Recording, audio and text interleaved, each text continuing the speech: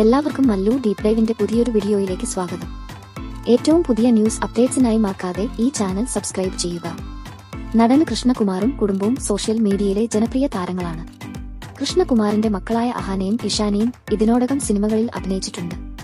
മൂത്ത മകൾ അഹാന കൃഷ്ണ രാജീവ് രവിയുടെ ഞാൻ സ്റ്റീവ് ലോപ്പസ് എന്ന ചിത്രത്തിലൂടെയാണ് അഭിനയരംഗത്തേക്ക് എത്തുന്നത്.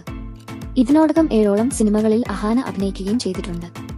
കഴിഞ്ഞ വർഷമായിരുന്നു കൃഷ്ണകുമാറിന്റെ രണ്ടാമത്തെ മകൾ ദിയുടെ വിവാഹം.